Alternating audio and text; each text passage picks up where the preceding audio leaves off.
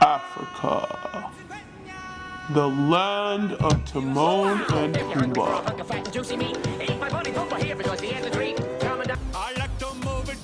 Dancing lemurs. And this guy? Well, not exactly. Hi, my name is Carleen Buchanan and I work with Under the Same Tree. We're a not-for-profit organization that economically empowers individuals living in extreme poverty through microfinance loans. They use the loans to build a business so that they have a sustainable income to care for not only their own families, but street children and orphans as well. In early 2016, I had the opportunity to travel to both Kenya and Uganda to meet these hardworking individuals. To say it was an experience of a lifetime would be an understatement. I hung out with some amazing people who were full of life and joy. I learned how to hand wash my clothes.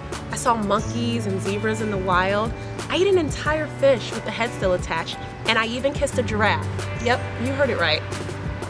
So if you're watching this video, you're probably considering going to Africa. Perhaps you've been inspired, but you still have some questions and concerns. Well, hopefully this video will lessen your worries and help push you in the right direction. What's the point? Why are we even going? What are we gonna do? While you're over in East Africa, you'll get to spend time with the small business owners in our program. You'll get to eat food at their restaurants, laugh with them, cook with them, play with their children. You'll get to see what everyday life is like for them. Do we have to get any shots before we go? Just traveling to Kenya, you'll only need a typhoid shot. However, if you're traveling to Uganda, you'll need a typhoid and a yellow fever shot. It's also recommended that you get anti-malaria pills as well. What about the mosquitoes? Are they really bad? Believe it or not, they're not. I only got bit maybe a handful of times during my entire 3 weeks there. With the use of bug spray and mosquito nets when we sleep, they usually leave you alone. Where will we even stay? We don't have to live in a jungle or anything, do we?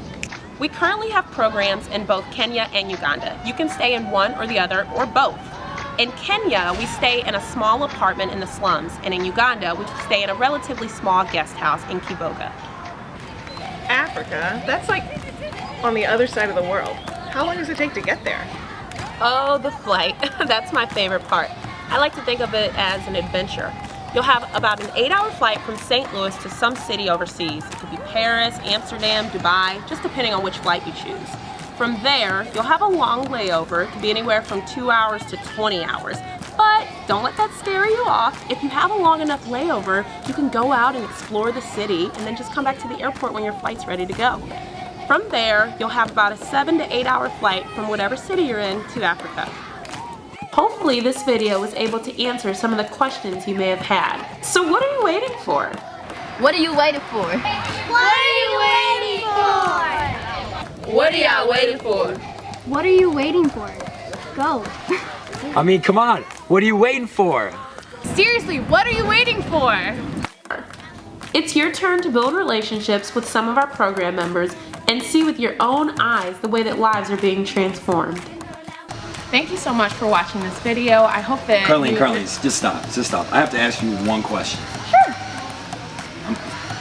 Do I get to kiss a giraffe too? You never know.